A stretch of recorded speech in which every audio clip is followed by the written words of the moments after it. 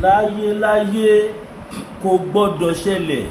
Ẹ má dọ̀rú ẹ̀ wò, tẹ́ bá dọ̀rú ẹ̀ wò ẹ lọ múra ogun sílẹ̀. Àwa ọmọ Yorùbá la sọ bẹ́ẹ̀ fún yín. Tẹ́yìn Fúlàní tẹ́ bá dọ̀rú ẹ̀ wò ẹ lọ múra ogun sílẹ̀. Torí pé kí ni àní bá yín ṣe rí abẹ́fẹ́ ṣorí burúkú. Ta ló sọ bẹ́ẹ̀? Èmi kọ́ o, àwọn àgbààgbà ilẹ̀ Yorùbá ló sọ àti àwọn the indigenous people of Hausa land, àwọn original indigenous Hausa. Tẹ́ bá rántí dáadáa, mo sọ wípé àwọn Hausa wọ́n declare open support fún Yorùbá against Fúlàní. Bóyá ẹni máa ti gbọ́ ẹ máa gbọ́ nísìnyí. Mo sọ fún mo ní ọ̀pọ̀lọpọ̀ nǹkan ló wà nílẹ̀ kọ́ lọ ṣàánú wa. Ẹni tí náà bá dùn ló máa ń ṣe gbòtá ìṣe. Gbogbo yín náà lè mọ nǹkan tó wàhálà tó ń ṣẹlẹ̀ tó tàbí lọ́wọ́ báyìí. Kòkó tí ẹ kí fífún pé kí wà offline kí lọ mójútó pé kí mójútó, but ojú mi ò kí ń gbà àti bá àwọn kan báyìí. Now ẹ má gbàgbé àwọn Haúsá wọ́n fún àwọn Fúlàní ní ultimatum tí wọ́n dẹ̀ fún wọn ó tán ní bóyá ìjẹrin àbí ìjàrún. Láti ìjàrún yẹn làwọn Haúsá ti ń ṣòro bí agbọ́n fáwọn Fúlàní. Àwọn Fúlàní yẹn náà mọ̀ ṣẹ́wọ̀n fún àwọn Haúsá ti rí wọn tán ọmọkùnrin wọn tó nǹkan kan. Nígbà tí o ti yá àwọn Haúsá, population Haúsá ló ń lò tó fi ń bá gbogbo Nàìjíríà jà. Nísìnyí báyìí àgbo ti yí, reverse now the case. Population Hausa about 95% population wọn ní north Hausa ni wọ́n ti declare open support fún Chief Sunday Gbogbo àti fún gbogbo àwọn tó dúró nídúró pé kí Nàìjíríà pín. Àwọn Hausa sọ wọ́n náà ti ṣetán. Wọ́n ní ibikíbi tí yóò bàbá ń lọ ibẹ̀ làwọn náà ń lọ. Ohun tí yóò bàbá fẹ́ ṣe làwọn fẹ́ ṣe, tó túmọ̀ sí wípé tá a bá pull out of Nigeria, àwọn Hausa náà kí ni wọ́n pull out. To be sincere, information kankan mi lára allegedly wọ́n jẹ́ kí n mọ̀ wípé tẹ́ bá dé ilẹ̀ Hausa nísìnyí tipátipá lè fi máa rí àwọn Fúlàní ajínigbé tó ń jíyàn gbé wọn. Pé because wọ́n send àwọn fídíò kan sí mi, àwọn fídíò ìkẹ́dẹ̀ rí kò ṣe gbé síta. Kò pé mi lè fún yín o, mo máa lọ fi sí either WhatsApp fans group mi tàbí kí lọ fi sí Telegram fans group mi. Ìkọ́ńbẹ̀ ló máa ṣẹlẹ̀. Now this is it. Tẹ́ bá wò dáadáa ẹ̀rí pé àwọn fídíò kan fly láti bí ìjẹrin níbi táwọn Fúlàní tí wọ́n ti lọ káwọn Hausa community mọ̀ about 40 of them. Àwọn tó escape nínú àwọn Fúlàní yẹn bóyá lọ tó 8. Àwọn Hausa yẹn torí pé wọ́n confam wọ́n dúró tí wọ́n ṣe é bọ́nà gbọ́dọ̀ tẹ̀lé. Bóyá làwọn àṣẹ sọ fún yín wípé oníkálukú lọ dira. Tá a bá dira àwa fún ara wa la máa mú wọn, tá a máa fà wọ́n lé ìjọba lọ́wọ́ pé ẹ sọ fún wọn o kọ́ bá wà mọ́ o lówó ìlàlúlò àgídìgbò, we have to defend yourself. Ẹ lo ohun tó ṣẹlẹ̀ Mali lọ́wọ́lọ́wọ́ báyìí kò fọ́ ni ká sì gbé yẹn sẹ́gbẹ́ kan. Now ọmọ Yorùbá etí wa mélòó níbi tá a bá dé a ní láti sowọ́pọ̀ pẹ̀lú bàbá wa ọba Olúbàdàn, bàbá wa olóyè Sunday Adéníyì Adéyẹmọ Ìgbòho Òòṣà àti bàbá wa Professor Adébánjí Akíntóyè àti bàbá wa Gani Alágbàlá, bàbá wa Lamid Yágbóyájú tó jẹ́ the constitutional president of Yorùbá World Media / Yorùbá World Media. God bless you all. Now mi ti bẹ̀rẹ̀ rọ ẹ bá wa pín fídíò yìí débi tí gbogbo ọmọ Yorùbá wà all over the world. Ẹ jẹ́ kó rí kan tó ń lọ lórí ilẹ̀ bàbá wọn. Torí ọ̀pọ̀lọpọ̀ àwọn èèyàn wa bóyá torí pé àtìǹgé fídíò yìí síta àdẹ̀túnkẹ́ sẹ̀ǹdì ẹ̀ fún wọn privately nínú inbox wọn kò jẹ́ kó mọ level of ohun tó ń ṣẹlẹ̀ nílẹ̀ Yorùbá. Gbogbo ọlọ́mọ pé normal pé terrorism lọ gbọ́ wọn ọ̀pọ̀lọpọ̀ wọn mọ̀ kó deep tó táwa mọ̀ yìí. So fún díẹ̀ yìí kọ́lọ́ ràn mí lọ́wọ́ fans group mi lórí WhatsApp màá fi link ẹ̀ sábẹ́ fídíò yìí kọ́lọ́ má jẹ́ kí n gbàgbé. Torí tí bá ló máa sẹ́ẹ̀dẹ̀ fún ilé ẹ̀kọ́ nǹkan mọ̀ ń tàn yìí ni o. Ìgbà téèyàn bí 20,000 bá wo fídíò téèyàn bí 14,000 béèrè fún fídíò ṣe kó lọ fà èmi kẹ̀lẹ́ rèé mo manage ara mi bí tí mo wà yìí ni yáà mi lè sẹ́ẹ̀dẹ̀ fẹ́yàn 14,000-15,000 possible. Ìṣọ́ bá fẹ́ ṣèbínú WhatsApp group link mi tí mi bá wọn ti fi síbẹ̀ ẹ̀jẹ̀ bá mi kọ́ sí comment section pé ẹ̀ tí rí Facebook WhatsApp group link mi kí n lè mọ̀. Now tẹ bá rí ohun táwọn Haúsá tó corporate tó ṣe fáwọn Fúlàní ẹ̀rọ ló ń bá mi. Tẹ́lẹ̀tẹ́lẹ̀ à ń sá fún Haúsá yẹn pé alábọ́ọ̀dì làwọn náà, pé tá a bá gbé wọn mọ́ra ń sìn tí ó bá di ayọ̀bí wọn á padà lo ẹ̀sìn láti fi tọ́ bọ̀ wọn lọ́pọ̀lọ́. But in case you don't know, àwọn Haúsá now 85% tí wọn ojú wọn ti là, wọ́n ti rí pé ṣẹ̀ríà tó pariwo tó ń lò fáwọn wọ́n fi bà ayé wọn jẹ́ ni.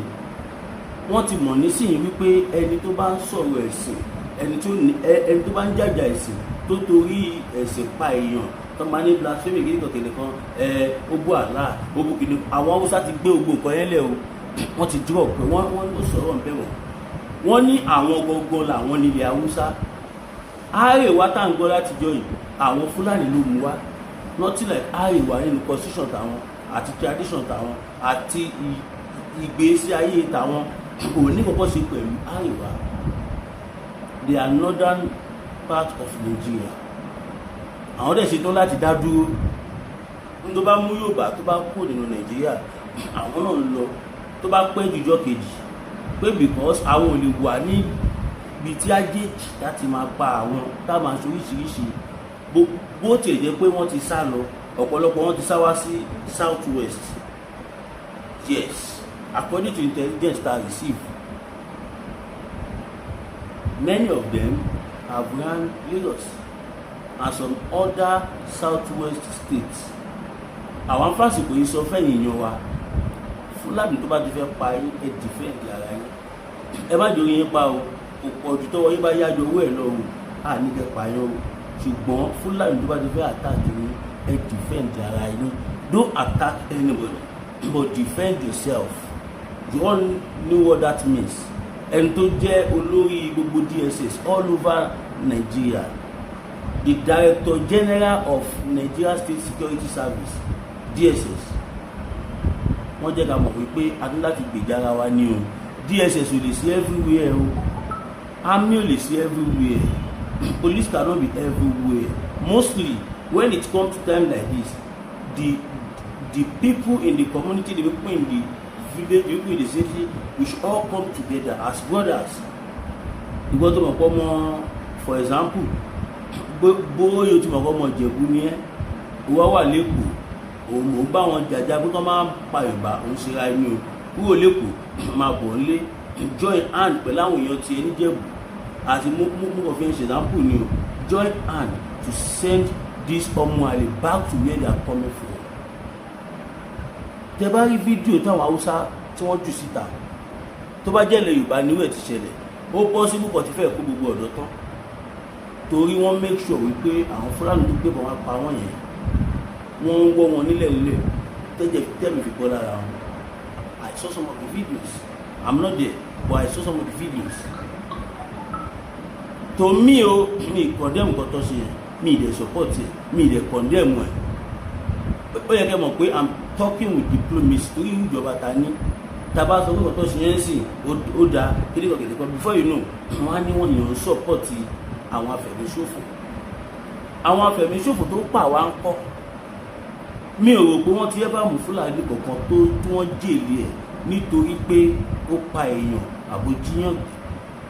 Àyàfi ìgbà tá bọ́ sí rẹ̀jìm bàbá Tinubu láti rí tí wọ́n ti rán sẹ́ríkì Fúlàní for conspiracy tó fún níbi 20 years tó fún ẹni tí ó ń kó bọ̀ sí ọkọ̀ ìṣòro ẹ̀ ọ̀fìn ẹni gbére abẹ́ bàbá Tinubu ló ti ṣẹlẹ̀. Ní 8 years tí Muhammadu Buhari lò wọ́n prosecute Fúlàní kan báyìí kàkà kó prosecute wọn ó tún fún wọn lágbára kún agbára, ó fi agbára kún agbára wọn ni débi pé kò sí nǹkan tí Fúlàní lè ṣe àṣegbé ni nígbà yìí Muhammadu Buhari. Àwọn Fúlàní tẹ̀ wò yìí they always like to be in power because without power they are nobody. Number one, they are minority. Yeah. So without political power they are nobody because they are minority ni wọn. But tó bá ní political power they can do undo they can prevent their people from being attacked by the real citizens. They protect their people against we the citizens,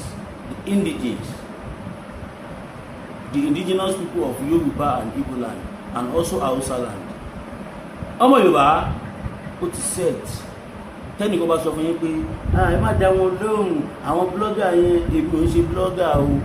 Ìjọ́ ò lẹ ti gbọ́ pé Lizzy bú Portable bú kinní kan, Ìyábọ̀ Òjó ṣe kinní kan, lè gbọ́ lẹ́nu èmi o. Torí pé ajìjàgbara lèmi, I'm a freedom campaigner, I'm not a blogger. And there's clear difference between a freedom fighter, a freedom campaigner. There's difference between that type of person and a blogger. A blogger is somebody that has a channel, that has a dustbin channel. Hello, àwọn tó jẹ́ blogger, gbogbo ìdọ̀tí ayé orí channel wọn lẹ ti máa bá. Bó bá ṣe ń sọ̀rọ̀ yìí, tó sọ ti bí, tó sì ti wọ́n máa yà káàkiri because àwọn ọmọ tó gbé dání. Ọ̀pọ̀lọpọ̀ àwọn èèyàn tọ́kọ̀ bẹ̀ sí mídíà, wọ́n bẹ̀ sí láti fi jà fún ilẹ̀ Yorùbá, wọ́n bẹ̀ sí láti fi pawó, láti fi ṣe business. They all saw it as a source of income, and it's still happening till today. Òun lè rí mi ọmọ yín tó yẹ pé mi kì í sọ̀rọ̀ kankan mi tó yàtọ̀ sọ̀rọ̀ ilẹ̀ Yorùbá, ọ̀rọ̀ Gbogbo, Bàbá Akíntóyè àti bí nǹkan ṣe ń lọ nílẹ̀ Yorùbá, and sometimes security issues. Yes, mi lè wà nílùú tó máa pa àwọn èèyàn tí mo dẹ̀ ní voice má lè sọ̀rọ̀ síta, even though I'm not happy because today is 29 ọ̀la last day of May, 13 of May ní tí mo wáyé. Ọlọ́dẹ ṣe àti díẹ̀díẹ̀ nísìnyí báyìí ó kú bí 600,000. Ìyẹn tí rate ò bá tún já wálé o, torí náírà ń já every minute ní náírà ń já to other currency sẹ́fà, to other currency 600,000 bí tí mo wá báyìí. Ẹ má yẹ kó fi mí bú yín, ẹ má yẹ kó fi yín bú mi, ẹ má yẹ kó máa sọ̀rọ̀ sí yín pé ọmọ yín máa gbé ẹ̀yìn èèyàn wa tìbí lẹ́yìn support. Gbogbo ilé wa kò mọ ní accommodation problem, wọ́n ta lè ta wà ní àwọn ìtajọ́ ń gbé bẹ́ẹ̀, wọ́n fún àwọn ìtajà ìjọba ìtọ́. And ilé tí mo lè rí tí bá ṣẹ́wọ́ ẹ̀sìn náírà ń lọ bí 2 million plus, a very small place tó yẹ pa ṣe lè wà for the meantime tí gbogbo storm yìí á fi wà over, because security ó ṣe kókó, ó ṣe pàtàkì. Ló ibi tí mo fẹ́ gbà yẹn náà kò wà wẹ́ẹ̀sì kẹ̀ lọ títí bẹ́ẹ̀ náà because n tó wó ká nìyẹn. Kẹ máa wò mí ní wọn 021 41 68704 021 41 68704 GTB William Surakosi sáré máa ń lóye. Now kí n tó bọ́ sí pèmí kejì, ẹ jẹ́ sáré pé nọ́mbà mi fún yín, bóyá ẹ fẹ́ pè mí ṣàkíyèsí, bóyá ẹ fẹ́ bá mi wí fún kọ̀ọ̀kan, bóyá ẹ fẹ́ orientate mi mọ̀, tàbí ẹ fẹ́ jẹ́ kí n ṣe kankan fún yín tó wà legal, ẹ pè mí sórí +229 01 57 74 79 70 +229 01 57 74 79 70. My Nigerian number to man tí mo lò lọ́wọ́ báyìí mi wà Nigeria is 081 76 03 4216 081 76 03 4216 Nigerian number mi nìyẹn.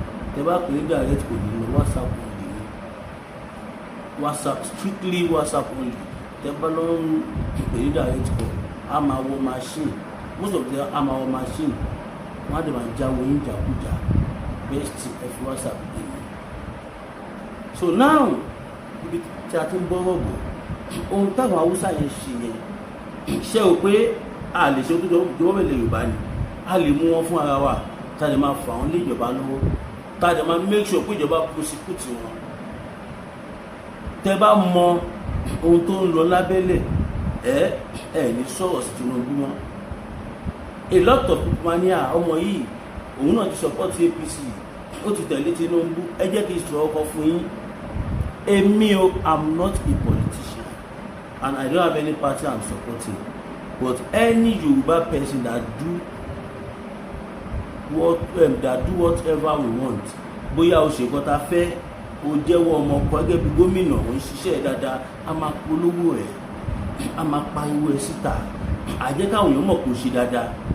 tó bá dẹ̀ tún ṣe ìdàkejì náà á tún jáde á tún wá pariwo ní ẹ because o ò gbọ́ wá àgbówó lọ́wọ́ ẹ̀, kò sí kí bí o sanwó fún wa àbí kankan, béèyàn fún wa lóògùn ní ká má bàa sùn tọrọ. Èmi o, Mr. Emasbi TV, I remain a Yoruba Nation freedom campaigner. Ìgbòho òòṣà, Ìgbòho òòṣà, Ìgbòho òòṣà, ìṣẹ̀lẹ̀ tẹ̀síwájú. Ọ̀pọ̀lọpọ̀ àwọn èèyàn ń sọ Ìgbòho ó ti dán APC, ó ti ṣe kí ọmọ Yorùbá jẹ́ ká máa fi ọgbọ́n bá nǹkan tó lọ yìí, jẹ́ máa fi bá a lọ. Ẹ ṣe sùúrù, ẹ fọkàn yín balẹ̀. Látìgbà tó lè sọ ní Ìgbòho ti délé, ẹni tó bá jíyàn burúkú nìkan ló máa sọ pé òun ti rí ṣọwọ́ wọn. Èmi ti tó dá mi lójú. Látìgbà tí wọ́n ti dé, ẹ wo bí àwọn àmì ṣe ń capture àwọn Fúlàní yìí bí pé bí àwọn tiẹ̀ mọ̀ nǹkan tí wọ́n ṣe tẹ́lẹ̀. Ẹ mọ̀ pé igi súnmọ́ gìlọ̀gbọ́n fi ń yọ̀. Olóyè Sunday Igboho kì í ṣe Ìgbòho ilẹ̀ Yorùbá mọ́, ó ti di Ìgbòho àgbáyé, Ìgbòho the great. Olóyè Sunday Igboho the great, Sunday Igboho the great. Nísìnyí báyìí gbogbo Nàìjíríà lọ bẹ Ọlọ́run pé kọ́lọ́run tiẹ̀ fún àwọn èèyàn ni kọ́lọ́run fún àwọn onírú èèyàn bí Olóyè Sunday Igboho tó máa lè máa sọ̀rọ̀ tí jìnnìjìnnì àgbo Fúlàní.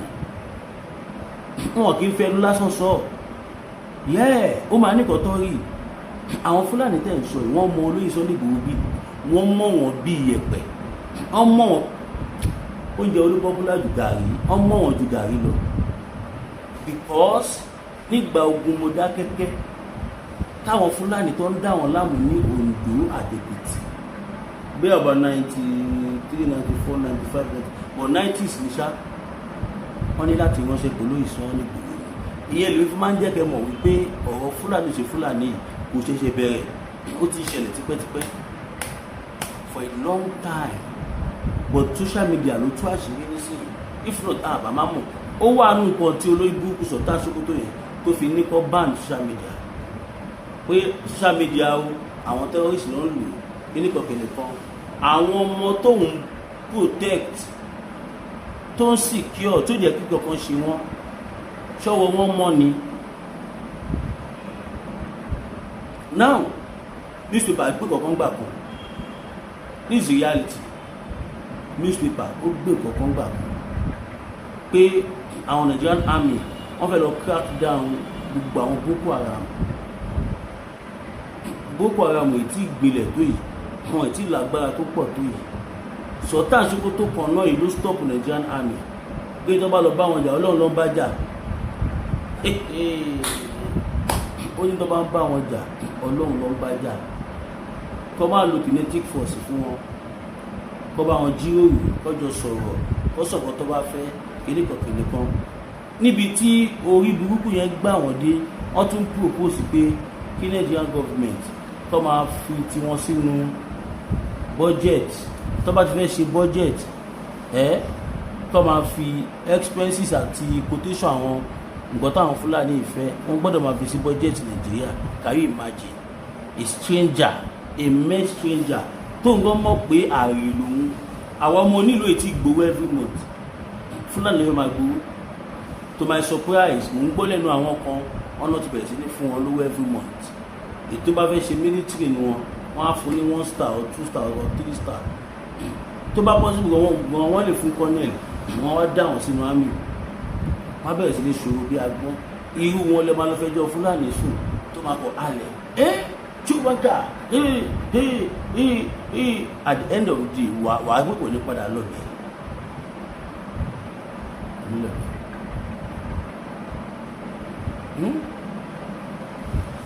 Kẹ́lẹ̀ mọ̀ wípé a ní láti múra. Now mo máa play voice note kan fún wa sí ìfẹ́ kí gbogbo àjọ gbọ́. Ọmọ Yorùbá ẹ̀yin tẹ́ bá súnmọ́ gọ́vùnà Ṣèyí Mákindé ẹ lọ kìlọ̀ fún wọn, kẹ́ fà wọ́n létí, wọ́n ti fẹ́ máa kọjá yìí o. Tó bá jòótọ́ o, ohun tá a gbọ́ yìí tó bá jòótọ́ ni o, wọ́n máa rí jà àwọn ẹlẹ́yẹ, wọ́n á rí jà àwọn ayé o, tó bá rí bẹ́ẹ̀ o. Torí àbẹ̀ Ọlọ́run kí irú ẹ̀ ṣẹlẹ̀ mọ́ ilẹ̀ Yorùbá, bọ̀ tó bá jẹ́ pé àwọn ló fẹ́ jẹ́ kíkọ́ yẹn tí wá padà máa ṣẹlẹ̀ padà, then káwọn fún ara wọn kọ́ lọ múra ogun, torí gbogbo ilẹ̀ Yorùbá ló máa gbógun tì wọ́n. Kí ló dé? Kí la gbé, kí la jọ ń fà? Ó mà ṣe o. Ṣé lórí ipá àǹsù òótọ́ yìí náà? Ṣé lórí òótọ́ tí máa gbé sọ yìí náà ni? Ẹ̀tọ́ lọ́n bá yàn, ẹ̀dá kan ò lè gbé ṣubú. Ẹni bá gbìyànjú àti gbé ṣubú, irú wọn máa ń padà parẹ́ máa yé lára, tó máa ń padà dẹni tí ò jẹ́ nǹkankan, wọ́n á padà di òkú ayé. Ẹ jẹ́ kí sáré pè kíni fún kí o gbọ́ àjọ̀gbọ́. Nígbà tí mo gbọ́ kíní yìí, kò fi bẹ́ẹ̀ jọ mí lójú, torí kò níwùsì mi. Ọmọ Yorùbá, ká gbé òun, ká gbé ìrìn àjò. Ẹ̀gbà wá ọ gbogbo ọmọ ìran Yorùbá, gbogbo ọmọ ìran mi. Ibikíbi tí ọba wà tẹ́tí gbọ́ ní tí àwọn òbí mo kí yín o. Mo kí gbogbo yín sí di ìyá bẹ́ẹ̀ ni mo kí gbogbo yín sí di bàbá orí wo ní gbàgbọ́dé. Ẹ̀gbà wá ló wọ́ ọ̀ṣẹ́ yìí Mákindé executive governor Ọ̀yọ́ state.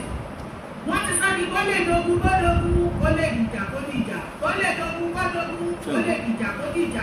Wọ́n ní operation wet ẹ̀ náà fẹ́ gbà wọlé o. Operation wet tó ti ṣẹlẹ̀. Operation wet ẹ̀ ní gómìnà Ṣèyí Mákindé fẹ́ gbé wọ ilẹ̀ Yorùbá o. Ṣẹ́jẹ̀ kò fi kẹta náà gbogbo state pátápátá region tó comprise together tó make one Nigeria. Kò tí ì síbi tó ní àlàáfíà dé tó ilẹ̀ Ọ̀yọ́ ti wá nílẹ̀ kóòtù àdínlẹ̀ ilẹ̀ Yorùbá o. Èyí ló mú àwọn nọ́dẹ́nà gbogbo wọ́n lè ṣe báyẹ̀ máa domi àlàáfíà wa ní ilẹ̀ kóòtù, òun ni ó jẹ wọ́n lógún.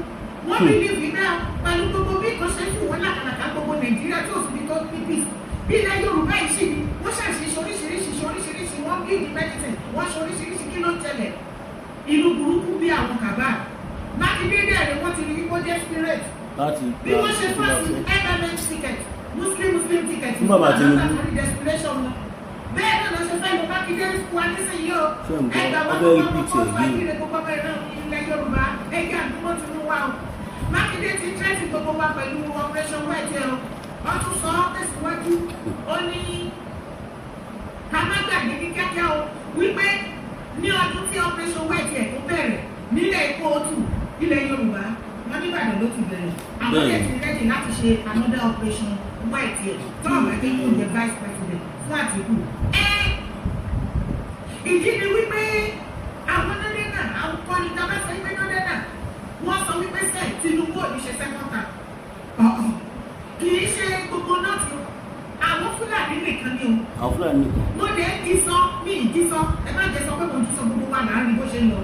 Tó o bá rí bí àwọn Fúlàní kàbá àti bàbá Tinubu bí ní yé repeat ẹ̀ títí tẹ̀ fi máa understand tó tọ́jọ́ múlẹ̀. Bí wọ́n ṣe ń fà láàrin ara wọn. Nítorí àwọn Fúlàní candidate yìí, àwọn ni wọ́n máa ń control gbogbo president tó bá ti ń rúlu Nàìjíríà. Bẹ́ẹ̀ ni inú wọn ti kí gbọ̀ngàn ṣe. Protocol tó bá ti kọ sílẹ̀ bí head of state tó bá wà bẹ́ẹ̀ ni láti tẹ̀lé. Èyí tí ò bá ti tẹ̀lé protocol wọn tí wọ́n rí control, wọ́n á mèkì ìjọba ẹ̀ ungovernable fún just the same way tí Nàìjíríà tó ń fi làkàlàkà sí toríṣiríṣi àjálù ìṣẹ̀lẹ̀. Wẹ́pọ̀ wọn nìyẹn, ìdí nìyẹn tí terrorism wọn ò ní jẹ́ kó kú nínú Nàìjíríà. Ṣẹ̀dá ẹni tó pe àwọn terrorist yọ ní freedom fighter tó pe ní freedom fighter. Can you imagine? Kí ni àwọn wo ló kókò jà àwọn tó ṣe ní ìdí freedom fighter? Láti máa fi fight every president tó bá jẹ, láti máa fi fight àwa Nàìjíríà innocent citizen torí nǹkan tó ń fẹ́ láti lè gbà sábẹ́ wọn ká máa ṣe kò sí nǹkan míì.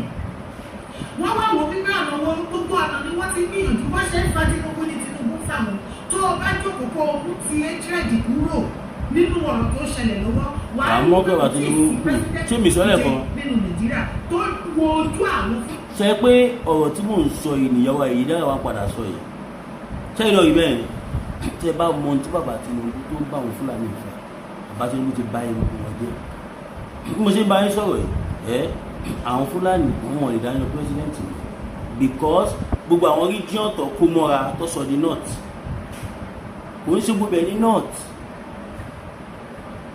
àwọn ibòmí wà tó yẹ kó jẹ́ middle belt ibòmí wà tó yẹ kó jẹ́ north west ibòmí wà tó yẹ kó jẹ́ ẹ mọ̀ a lot of things bẹ́yẹn region bẹ́yẹn ọmọ gbogbo wọn dà pọ̀ wọ́n sọ di north nígbà tí wọ́n tún máa ṣẹlẹ̀ yà wọ́n tún mú Ìlọrin Kwara state tó wọ́n ti wọ̀ ní pé south west ní wọ́n mú Ìlọrin wọ́n sọ di north central no sorry Kwara state wọ́n sọ Kwara state di north central láì ṣe ilẹ̀ Haúsá so bàbá Tinubu ti gbé gbogbo ìyẹn yẹn ṣiṣẹ́ wọn kí mo sọ fún yín mo ní mo receive intel pé bàbá Tinubu ti gbé Kwara kó dàbẹ̀ south kó sọ kó dàbẹ̀ north wọ́n ti gbé wá sábẹ̀ south sí but wọn kò tí ì announce officially ẹ wo school of aviation school of aviation NDA nǹkan tó gba nǹkan bẹ́ẹ̀ tó yẹ kí tẹ bá fẹ́ darapọ̀ àfi kẹ́ ọkọ lọ láti emir kẹ́ ọkọ lọ síwájú emir kẹ́ kúnlẹ̀ kẹ́ rá bàbà kẹ́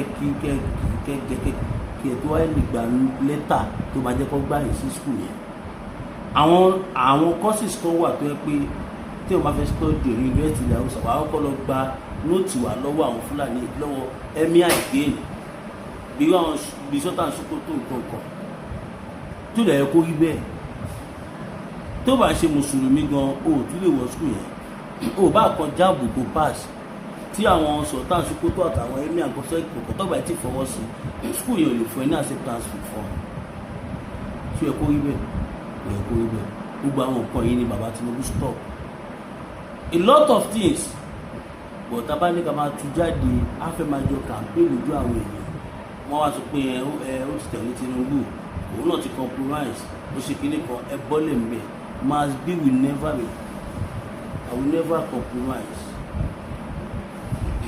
and mi dẹ̀ ní ever gbàbọ̀dé fúnlẹ̀ Yorùbá torí ìbímọ kan tó túmọ̀ sí kí Yorùbá nation tó dé làwọn ti ń pariwo pé yà ń jẹ ọmọ Nàìjíríà nígbà yẹn àìtí mọ̀pá lè pè fún Yorùbá nation àwọn leaders ni là ń complain débi pé mo tún sọ ń gbà wọn ní mass burial for our leaders tó jẹ́ fídíò táwọn èèyàn fi mọ̀ nílé yìí tó fi dé kọ́tọ́ kò pé mass b tv mass burial television mass b God bless you all.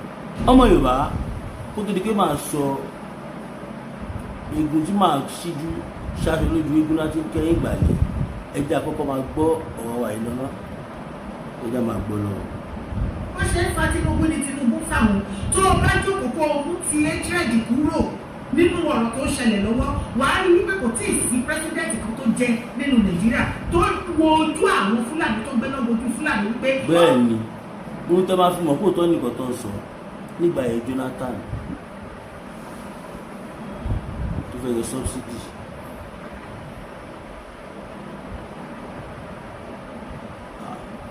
no calm down ẹni bínú sí mi ní ìrònú yẹn pọ̀ bẹ́ẹ̀ ni from one meeting to another wà sójú ohun tó lásìkò tá a wà yìí àsìkò tẹ́pọ́ lọ́run ti ṣe ìyanu ń tà ń pariwo láti jọ ìjọ yìí ó ti fẹ́ bọ́ sí tán pátápátá so iṣẹ́ ń lọ òun lèmi sọ fún yín pé ẹ fi ọkàn yín balẹ̀ tí màá dé tí màá ní ìròyìn ayọ̀ nǹkan kan táwọn èèyàn máa ní àìlè ìkẹyọ ọlọ́pàá èyí ẹ̀pọ̀ ilé ọ̀kẹ́kẹ́ kan kò rí bẹ́ẹ̀ o torí pọ̀pọ̀lọpọ̀ àwọn èèyàn wọn láǹfààní àti rí kan tí mò ń rí wọn láǹfààní àti gbọ́ kan tí mò ń gbọ́ lọ́sẹ̀ ń rò pé irọ́ ni because wọn rí lórí news àbí anywhere but at the end of the day lẹ́yìn tí n bá sọ nǹkan ẹ máa ń padà ṣẹlẹ̀ wọ́n wá ní ọmọ ilé ìsọ́lẹ̀ kan a lot of times nǹkan bẹ́ẹ̀ ti ṣẹlẹ̀ so now ká máa gbọ́ ọdún yẹn lọ kí tó wá fi ọkàn wọn.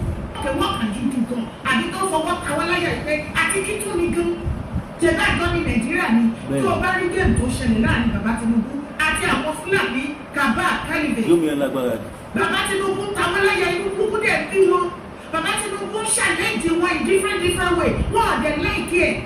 bàbá Tinubu gbogbo wings wọn tó fi máa ń ṣẹlẹ̀ ní wípé without us we are the born to rule in Nigeria. Usman Danfodio bàbá wọn wọ́n ti gbalẹ̀ fún wọn every other citizen ní Nàìjíríà ìyẹn ó ní láti wà lọ́dọ̀ àwọn gbogbo wings yẹn gbogbo agbára ní Tinubu ló ń kán one after the other. Tinubu agbára Fúlàní kàbá ó Tinubu gbogbo ìgbìmọ̀ wọn ó dá gbogbo ẹ̀rú wọn débi pé wọ́n ti fọ́yán ọ̀pọ̀lọpọ̀ báyìí. pírẹsidẹ́ntì kan tó jẹ tó ṣe àpò nǹkan tí Tinubu bá àwọn bàbá òtítọ́ ọ̀rọ̀ yìí. èyí gan ni wọ́n ṣe yí pé fún Tinubu gbogbo nǹkan tí wọ́n dé gbé jáde tó ń release at everything terrorism ni o láti take over Nigeria to every other thing àṣì gbogbo everything ọlọ́run ọba gbọ́ láti lè break Tinubu ni ṣùgbọ́n kàkà tí Tinubu máa fi jọwọ́ lẹ̀ wípé kìíní iṣẹ́ ni bàbá ṣáà rọ́kúnlẹ̀ pẹ́sẹ́ ẹni máa kú pàdé ẹni máa pa ẹtì ó ti pẹ́ tẹ̀tí ó di Nigeria into ransom politically tẹ̀tí dominate Nigeria politically àsìkò tí tó power must change hand ogun tó ṣẹlẹ̀ láàrin Tinubu àti Fúlàní nínú Nigeria tí gbogbo ẹ̀ṣẹ̀ gbọ́dọ̀ ó ní mo ṣe lálàyé fún ẹ Tinubu jẹ́ kó yé àwọn kàbẹ́ ẹgbẹ́ politically ẹ̀mí ẹ̀ ti dominate láti 60s bẹ́ẹ̀ni power must change hand more than 50 to 60 years níbi ẹ̀yìn kọ́lẹ̀ wà lù ẹgbẹ́ ṣòfò rẹ̀ ayé ni. àwọn pípù yìí wípé tí Tinubu bá ṣe sẹ́kọ̀tà wọ́n mọ àrà tó fẹ́ dá wọ́n mọ plan iṣẹ́ ọ̀gá bàbá òde sọ̀tàkàsọ̀tà òní tẹ́sí ti kọ́ tó fẹ́ ṣe bẹ́ẹ̀ni ó ti ẹ̀ lè fi ọmọ ṣe kọ́ and that's good. sọ́sìnì tí bàbá kíkẹ́ ọyọ̀ fún ní 2023 every other thing tí bàbá fẹ́ ṣe sí bàbá yà mú dání nílẹ̀ bàbú bàbá.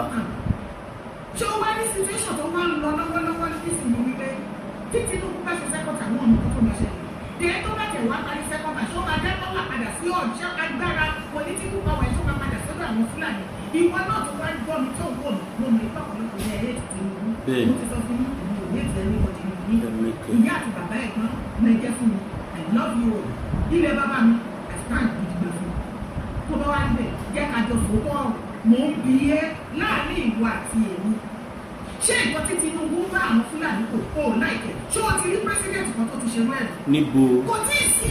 wọ́n máa padà nù. wọ́n ti bí pírẹsidẹ́ntì yẹn. bàbá Tinubu ọmọ olódò dé lọ fún àbàtà báyìí. tó bá dẹ̀rù máa lọ. nígbà tí Jonathan wà ń bẹ̀ Jonathan náà fẹ́ ṣe kó sábà tí wọ́n ló ṣe ọ̀kan náà ló mọ tí wọ́n fi dúnkòkò mọ́ àbí kankan kódà òun ló sáré gbé wòtò pọ́pọ́nẹ́t tó dẹ̀ mọ̀ pé òun lòun ní kinní ó yẹ kẹ́ mọ̀ pé ó máa kẹnu máa fẹ̀ gan gbogbo àgbọ̀ àpọ̀ nìgbẹ́ ọ̀dàlẹ̀ ẹ má gbàgbé o 30 lọ fún méjì tó má wù mí ràn o